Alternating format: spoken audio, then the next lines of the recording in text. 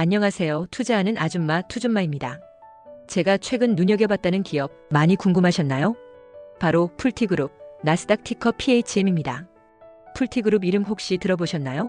퀀타와 디아홀튼과 같이 미국 주택 건설 3대 기업 중 하나인데요. 전 이번에 처음 알았네요. 요즘 반도체, AI 인프라 양자 쪽으로 포트가 쏠려서 다른 섹터들을 둘러보던 차에 재무 탄탄하고 스토리가 매력적인 펀더멘탈 좋은 안정적인 기업이라서 이번에 소개해드리면 좋을 것 같더라고요. 요즘 금리 인하다 뭐다해서 소비재가 살아날까? 하는 이야기가 많이 들리죠?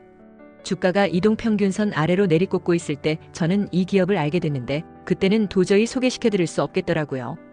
이제 금리 인하 가능성을 등에 업고 어제는 거래량을 동반해 반등하는 모습이라 오늘 영상을 올리게 되었습니다. 오늘은 이 회사를 중심으로 트럼프 정부의 부동산 정책, 빌 풀티의 막강한 영향력, 그리고 다가올 금리 인하 국면에서 투줌마는 어떤 투자 전략을 세워갈지 이야기해 볼게요. 풀티그룹 기업 소개부터 할게요. 풀티그룹은 미국 주택 건설 시장에서 70년 넘게 살아남은 대표적인 주택기업이에요. 미국 전역에서 새로 집을 짓고 파는 홈빌더 중에서도 상위권에 속하고요. 특히 이 회사의 강점은 세분화된 주거 서비스예요. 단순히 집을 파는 게 아니라 고객층별로 완전히 다른 접근을 합니다. 예를 들어 신규 주택 구매자에게는 초기 자금 부담을 줄여주는 구조 설계를 제안하고 은퇴자나 연금 수령 세대에게는 의료 접근성과 커뮤니티가 좋은 지역의 맞춤형 주택 단지를 제공합니다. 또한 모기지 주택담보대출 서비스도 자체 금융 자회사 풀티 모기지를 통해 제공하고 있습니다. 즉 설계부터 분양, 금융까지 전 과정을 수직, 통합한 구조라 금리 환경에 따라 바로 수익 구조를 바꿀 수 있는 강점이 있죠. 최근엔 트럼프 정부의 주택 리노베이션 정책하고도 연결이 있습니다. 얼마 전에 다큐를 봤는데 그게 풀티그룹의 이사회 사업이었어요. 미국에서는 오래된 모텔이나 호텔을 개조해서 저소득층이나 퇴역군인들에게 임대주택으로 제공하는 정책이 점점 확대되고 있어요. 이걸 어포더블 하우징이라고 하는데 풀티그룹도 이 영역에 진출하면서 정부와 협력하는 프로젝트를 진행 중입니다. 트럼프 정부가 경기 부양을 위해 건설 인프라 예산을 대폭 확대하겠다고 밝혔기 때문에 이런 복지형 리모델링 사업이 풀티그룹에 큰 기회가 될 수 있습니다. 이런 복지 사업은 당장에 돈이 되지 않더라도 정부 정책 친화적 기업으로 입지를 좀 더 탄탄하게 만들 수 있기 때문이죠. 이 시점에서 중요한 인물이 하나 등장하죠. 바로 빌 풀티. 빌 풀티는 1988년생으로 풀티그룹의 창업자 윌리엄 제이 풀티의 손자입니다. 그는 트럼프와 굉장히 가까운 인물로 알려져 있어요. 트럼프 재임 시절에도 자주 만났고 2025년 3월에는 결국 연방주택금융청 국장으로 임명됐습니다. FHFA는 미국의 주택금융시장을 실질적으로 통제하는 기관이에요. 쉽게 말하면 한국의 금융위원회와 주택금융공사, 국토교통부의 일부 권한을 합쳐놓은 슈퍼기관이라고 보시면 됩니다. 여기 기관의 짱이 풀티그룹의 손자라는 겁니다. 다이아몬드 수저가 권력까지 잡았어요. 빌 풀티는 현재 2025년부터 2030년까지 5년을 임기로 FHFA를 이끌어가게 되는데요. 이 자리는 미국의 주택금리, 모기지 정책, 이름 한 번쯤 들어보셨을 페니메이, 프레디맥 같은 거대 기관까지 총괄해요. 즉, 빌 풀티가 정책적으로 건설 경기와 모기지 시장을 조절할 수 있는 위치에 있다는 거죠. 이건 풀티그룹 같은 주택주와 모기지주에는 엄청난 호재로 작용할 수 있습니다. 근데 최근에 X에서는 트럼프와 이견이 좀 있었습니다. 트럼프가 X의 주택 건설업체들이 수백만 개의 빈 부지를 갖고 있으면서도 건설을 안 하고 있다.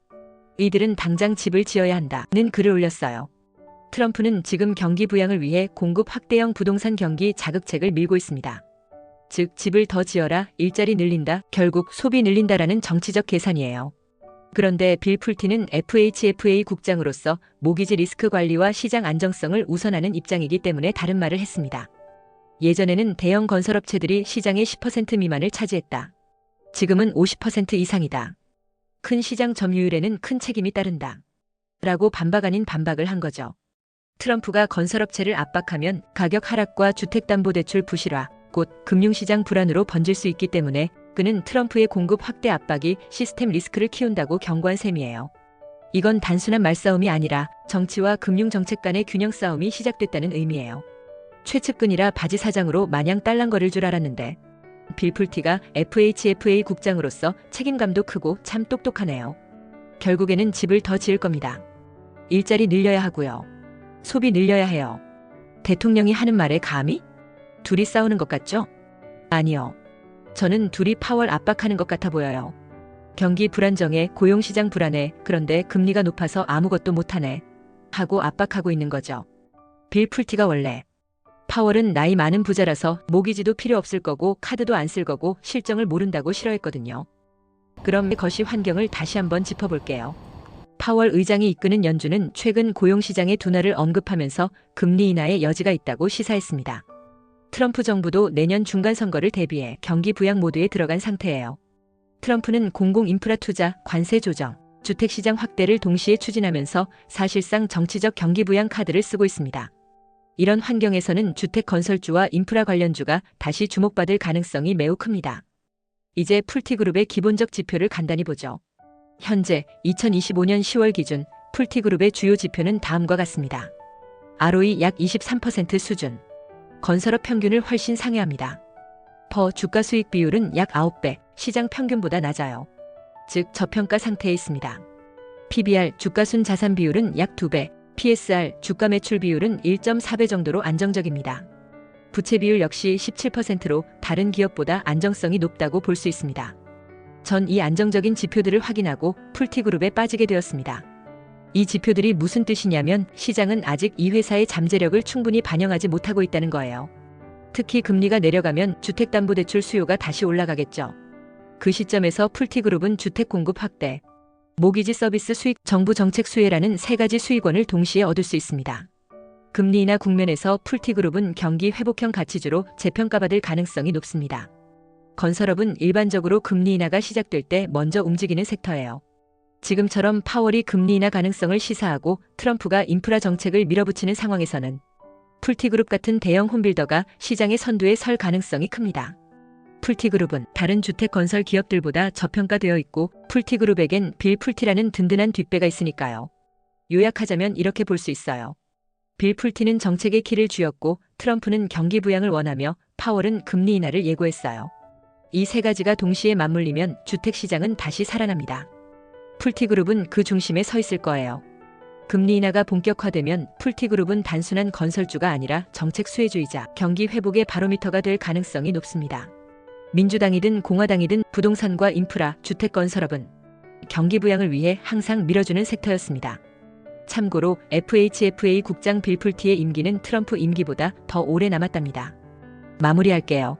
지금 풀티그룹 차트는 트럼프의 관세빔과 금리 인하 불안감, 그리고 나스닥의 최근 약세에 맞춰 조정 중입니다. 금리 인하가 더 확실시되고 들어가도 좋겠으나 아무도 모를 때부터 저평가되어 있을 때 주워 담는 성격상 투준만은 지난주부터 모아가기 시작했습니다. 지금도 떨어져서 줍줍 중입니다. 구독자분들이 따라 사셨다가 계속 떨어지면 큰일 날 것 같은데 기다리시는 것 같아서 영상 먼저 올립니다. 절대 따라 사시라는 얘기 아니고요. 금리 인하 분위기에 스토리도 매력적인 좋은 기업이니 한번 공부해보시라는 의미입니다. 금리 사이클이 돌아서면 주택주는 제일 먼저 반응합니다. 이게 바로 우리가 지금 저평가되어 있는 풀티그룹을 주목해야 하는 이유입니다. 5일선이 21선을 뚫고 올라가면 그게 바로 골든크로스입니다. 이때는 눈여겨보시면 좋을 것 같습니다. 투준만은 포트의 10% 이내로 모아가다가 금리 인하가 확정이면 더 담아갈 거고요. 12월 배당까지는 받을 생각입니다. 오늘 영상이 도움되셨다면 구독과 좋아요, 알림 설정 부탁드릴게요. 2200명의 구독자 여러분, 저 다음 주에 생일인데 진심으로 감사드립니다. 다음 영상에서 만나요. 감사합니다. 투준마였습니다.